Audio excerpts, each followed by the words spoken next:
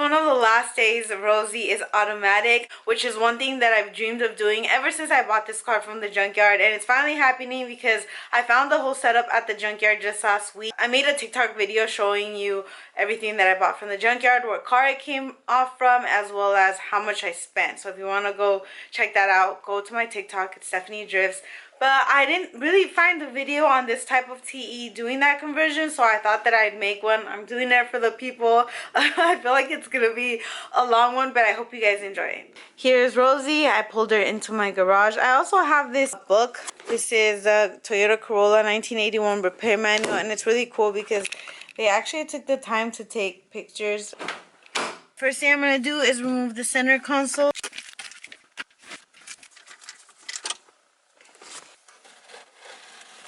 I'm going to take these screws off right here. There's 4 of them. Cool, look at that. And then it looks like I have to detach that bulb right there. Now that I detached the little bulb, I'm just going to pull up, and here's the shifter. Once I remove those 4 bolts, I'm going to lift this out like this, and this... Oh. Cool. Here's the brake pedal, and clearly it's way smaller than the stock one. It's pretty self-explanatory. So the locking pin, the nut, and the spring on that side, and this pedal should come out. I've removed this vinyl piece that's here. I moved it out of the way. You can see where the clutch master is gonna go. To get here, all I had to do was just remove the plastic piece that holds the speaker on this side. I removed the plugs. I'll show you from the other side. There it is. I'm in my brown tee right now, and I was looking at the clutch pedal and the setup here, but I also wanted to know where I have to make the cutout on that vinyl, and based on this, it's right on top of this like aluminum piece right here.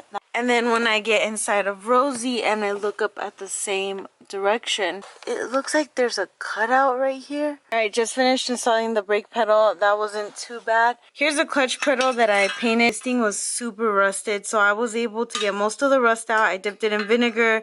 Then I sprayed this Rust-Oleum spray that is supposed to go on rust, and then I sprayed it with black. Now we're going to install it.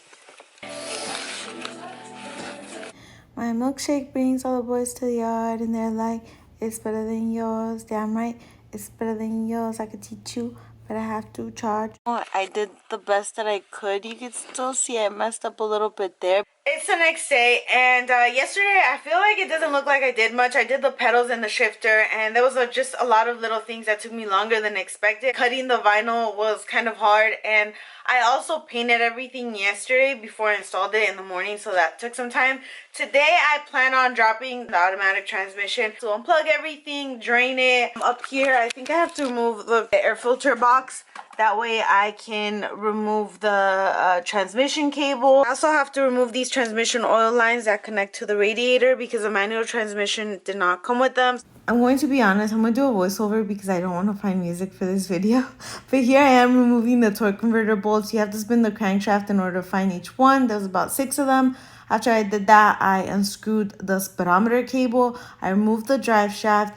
Then I removed the 2 bolts that hold the transmission mount. And then over here, I was looking at the starter. I was trying to take it off without having to touch the exhaust manifold.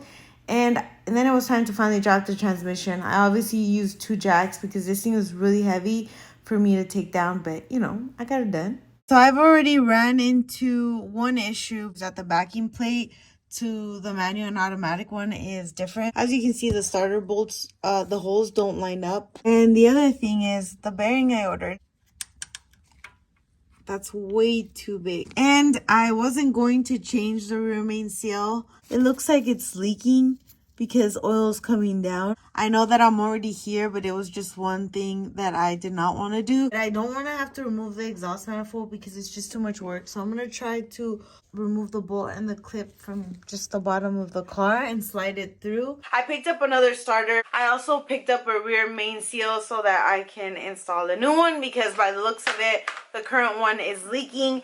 And I finally have the correct pilot bearing. On the advanced app, it gives you a list of bearings, and the first one I ordered was part number 203FF, and that was just way too big. So the next one I ordered was 101SS, and this one is tiny. So this is perfect. It's exactly what I need. But that's how Toyotas are. There's always different parts and part numbers, and sometimes they work and sometimes they don't. As far as anything else, the clutch that came with the car actually looks brand new. I don't know if you can see, but the flywheel looks like it's been resurfaced, and the clutch looks like it's in great shape. It looks like it's new. It looks like someone's already been there. I also took off the oil lines yesterday. This ad is over.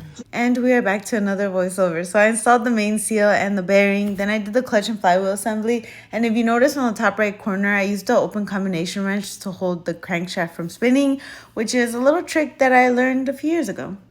I just finished installing the clutch and flywheel assembly, and I torqued everything down. It tells you what the torque spec is for the flywheel, and it also tells me what the torque spec is for the pressure plate.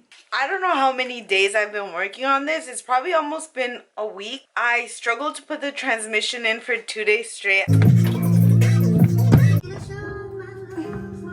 I'm stubborn. There's something about me where I was adamant that I could do it because I've done it before. So I didn't want help on it. I lowered the subframe a little bit. Also removed the hanger off the exhaust manifold, and that dropped the engine a little bit because the transmission, while I was trying to put it in, was hitting the starter bump on the transmission tunnel.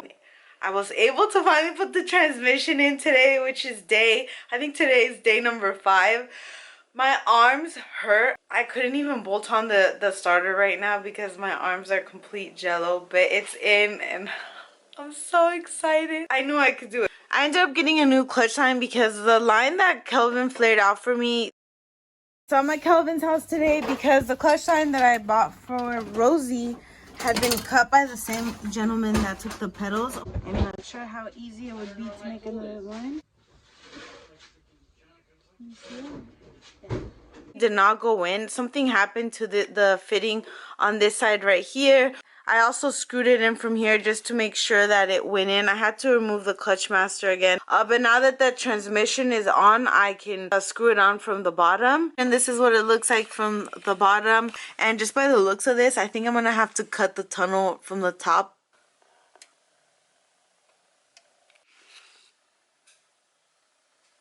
These are for your starter. This is what closes the circuit. Cut the harness here on this side and loop the 2 wires together. In a manual transmission, these 2 wires are always touching. But in an automatic transmission, these 2 wires only touch inside the transmission when you're in park or neutral. That's why it's called a park neutral switch. I connected the black and white wire together. I think I've shown these before. So that little silver piece actually solders it when you put a wire on each side and you put heat and then put it over.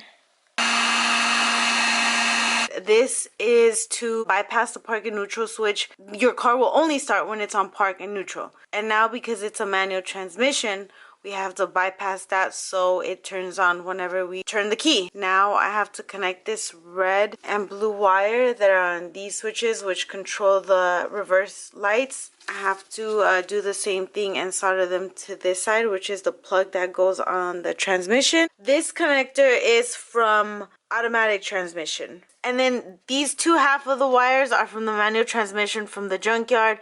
So we had to cut them up from the transmission because it is built into the harness. So there's no connectors on the manual transmission. So now I can plug it into the manual transmission on this side, but still use the connectors from the automatic from the male side, because I think this is the female side. Afterwards, I plugged up the connectors. I looped over the wires to the top side of the transmission to be able to reach the nipples right there to the right. And I never cut the wires, so I just tucked in the excess to the plastic insulation thing, the conduit, whatever it's called.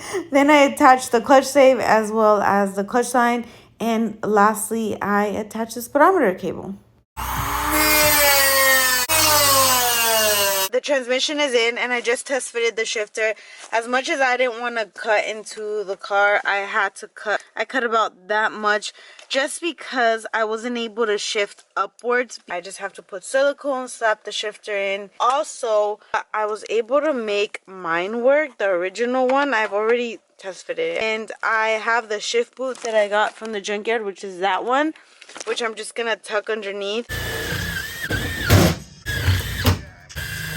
put this little metal frame here with some self-tapping screws. Guys, I was terrified on installing the center console because these cars are delicate and these parts are brittle. Luckily, I didn't. Also, shout out to the 86 owner that gave me this shift knob. I love it.